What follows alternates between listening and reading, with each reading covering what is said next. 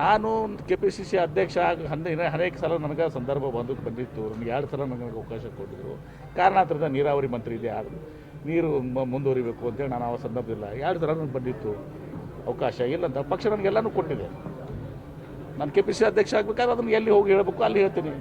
ಅಥವಾ ನಾವೇನೇ ನಿಮ್ಮ ಮುಂದೆ ಮೀಡಿಯಾದ ಮುಂದುವರಿ KPCC ಅಧ್ಯಕ್ಷ ಹಾಕಿವ ನಿಮ್ಮ ಮುಂದೆ ಹೇಳಿದ್ರೆ ನಮ್ಗೇನು ಹೇಳಬೇಕಾಗಿತ್ತು ನಮ್ಮ ಹೈಕಮಾಂಡ್ ಮುಂದೆ ಹೇಳ್ತೀವಿ. ನಿಮ್ಮ ಮುಂದೆ ಹೇಳಿದ್ರೆ ಏನು ಪ್ರಯೋಜನ ಅದದು? ಹಾಂ, ಯಾರು ಅದೇನದು ಕಾಂಗ್ರೆಸ್ ಪಕ್ಷ ನಾವು ಅಲ್ಲಿ ನಮ್ಮ ಹಿರಿಯರೇನು ಚರ್ಚೆ ಮಾಡ್ತೀವಿ, ಅವಾಗ ನಮಗೇನು ವಿಚಾರಗಳನ್ನ ನಮ್ಮ ಭಾವನೆಗಳನ್ನ ವ್ಯಕ್ತಪಡಿಸಿರ್ತೀವಿ. ಸರ್, ಕಳೆದ ಸರಿ ನೀವು ಪ್ರಚಾರ ಸಮಿತಿ ಅಧ್ಯಕ್ಷರಿದ್ದರೆ, ಮೊನ್ನೆ ಉಪಮುಖ್ಯಮಂತ್ರಿಗಳು ಹೇಳಿದ್ರು ನನ್ನ ನೇತೃತ್ವದಲ್ಲಿ ಗೆದ್ದಿದ್ದಾರೆ ಅಂತ ಹೇಳಿ. ತಾವು ಸಹಿತ ಪ್ರಚಾರ ಸಮಿತಿ ಅಧ್ಯಕ್ಷರಿದ್ದರೆ ನೋಡಿ, ಅವ್ರು ಹೇಳಿದ್ರು ಅವ್ರ ನೇತೃತ್ವದಲ್ಲಿ KPCC ಪಕ್ಷಕ್ಕೆ ಯಾರು ಸುಪ್ರೀಮೋ ಅಧ್ಯಕ್ಷರು, ಸರ್ಕಾರಕ್ಕೆ ಯಾರು ಸುಪ್ರೀಮೋ ಮುಖ್ಯಮಂತ್ರಿಗಳು. ಹಾಗೆ ನನ್ನ ನೇತೃತ್ವದಲ್ಲಿ ಹೇಳಿದ್ದಾರೆ. ಅದರ ಅರ್ಥ ನೀವು ಕಲ್ಪಿಸೋದು ಆ ರೀತಿ ಅಲ್ಲ. KPCC ಅಧ್ಯಕ್ಷನಾಗಿ ನನ್ನ ನೇತೃತ್ವ ಅಂತ ಹೇಳಿದ್ದಾರೆ. ನಾನು ಮೊನ್ನೆ ಅದಕ್ಕೆ ಕ್ಲಾರಿಫಿಕೇಶನ್ ಕೊಟ್ಟಿನಿ. ಮುಖ್ಯಮಂತ್ರಿ ಸಿದ್ದರಾಮಯ್ಯನವರು, DK ಶಿವಕುಮಾರ್ ಅವರು, ಅನೇಕ ಮಂದಿ ಮುಖಂಡರು, ಪಕ್ಷದ ಕಾರ್ಯಕರ್ತರು, ಬೂತ್ ಲೆವೆಲ್ ಹಿಡ್ಕೊಂಡು ಎಲ್ಲ ಪಕ್ಷದ ಕಾರ್ಯಕರ್ತರು ಎಲ್ಲರೂ ಕೂಡಿ ದುಡ್ದಂತನ ಮತ್ತು ಜನ ಆಶೀರ್ವಾದ ಮಾಡಿದ್ದಾರೆ. ಅದರಿಂದ ನಾವು ಚುನಾವಣೆಯನ್ನು ಗೆದ್ದಿದ್ದೀವಿ.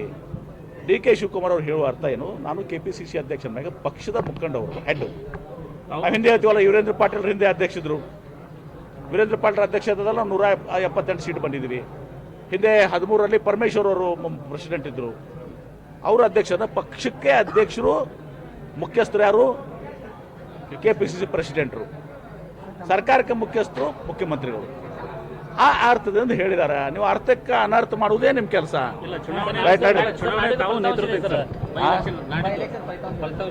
ಎರಡು ಗೆಲ್ತೀವಿ ನಾವು, ಅದ್ರಾಗೇನದ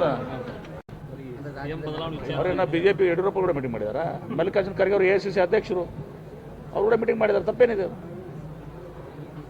ಏನು ತಪ್ಪೇನಿದೆ ಹೇಳ್ರಿ? ಭೇಟಿ ಆಗ್ಬಾರ್ದ? ರಾಜು ಗೌಡ್ರು ಬಂದು ಭೇಟಿ ಆದ್ರೆ ಮತ್ತೆ ಬೇರೆ ತಪ್ಪೇನಿದೆ? ತಪ್ಪೇನಿದೆ ಭೇಟಿಯಾಗಕ್ಕೆ? ಈಗ ಇಂತಹ ಒಂದು ಬದಲಾವಣೆ ಚರ್ಚೆಯಲ್ಲಿ ಸಿದ್ದರಾಮಯ್ಯ ಮೌನ ಆಗಿದ್ದಾರೆ.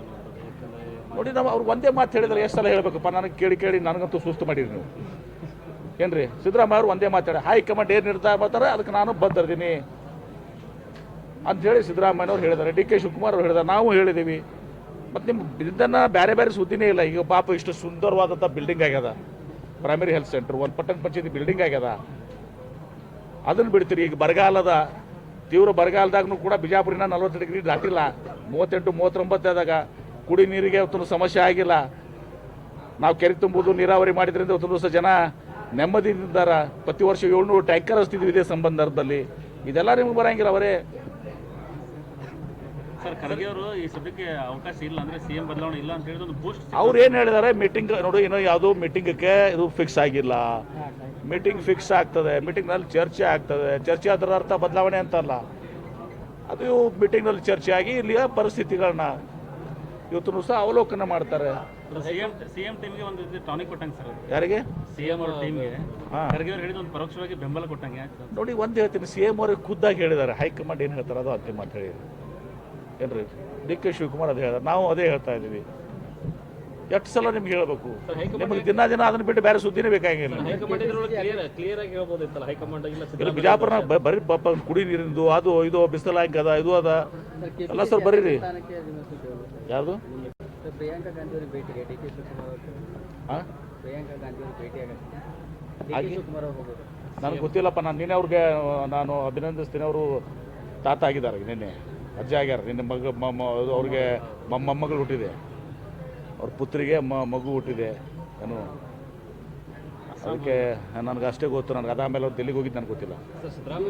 ಹೋಗ್ಬೋದು, ಅವ್ರೇನಪ್ಪ ಅಧ್ಯಕ್ಷರು ಇದ್ದಾರೆ, ವಿವಿಧ ರಾಜ್ಯಗಳು ಇದ್ದಾರೆ, ಉಪಮುಖ್ಯಮಂತ್ರಿಗಳು. ಡೆಲ್ಲಿ ಹೋಗೋದ್ರಾಗ ಏನು ತಪ್ಪಿದೆ? ಪ್ರಿಯಾಂಕಾ ಗಾಂಧಿ ಅವ್ರಿಗೆ, ರಾಹುಲ್ ಗಾಂಧಿ ಅವ್ರಿಗೆ, ಮಲ್ಲಿಕಾರ್ಜುನ ಖರ್ಗೆ ಅವ್ರಿಗೆ, ವೇಣುಗೋಪಾಲ್ ಅವ್ರಿಗೆ, ಸುರ್ಜೇವಾಲಾ ಅವ್ರಿಗೆ ಭೇಟಿ ಆಗೋದಂತೂ ಸರ್ವೇ ಸಾಮಾನ್ಯ ಅವತ್ತು ದೋಸ್ತ. ಮತ್ತು DK ಶಿವಕುಮಾರ್ ಅವರು ಮುಖ್ಯಮಂತ್ರಿಗಳು ಅವ್ರು ಭೇಟಿ ಆಗ್ಲಿಕ್ಕೆ ಬೇರೆ ಅವ್ರು ಯಾರು ಭೇಟಿ ಆಗ್ಬೇಕು? ಕಾರ್ಯಕರ್ತರು ಭೇಟಿ ಆಗ್ತಾರೆ. ಈಗ ಸುಣಗಾರ ಅವರು ಅವಾಗ ಹೊಡಿತಿರ್ತಾರೆ ಚಕ್ರದಲ್ಲಿ, ಹೋಗಿ ಭೇಟಿ ಹಾಕಿರಲ್ಲ ನೀವು? ನಾವು ಭೇಟಿ ಆಗ್ತಿರ್ತೀವಿ. ಅದ್ರಾಗೇನಿದೆ? ನಮ್ಮ ಪಕ್ಷದ ನಾಯಕರನ್ನ ಎರಡು ಗೆಲ್ತೀವಿ ನಾವು. ಅದ್ರಾಗೇನದ? ಬಾಗಲಕೋಟು ಗೆಲ್ತೀವಿ, ದಾವಣಗೆರೆನೂ ಗೆಲ್ತೀವಿ. ಬಾಗಲಕೋಟೆ ಗೆದ್ದ ಮ್ಯಾಗ ಏನು ಹೇಳಿ ನಾನು ನಿಮ್ಗೆ? ಏನಾಗ್ತದೆ ಅಂತ ಹೇಳ್ಬೇಕು? ಏನು ಹೇಳಿದ್ದೀನಿ?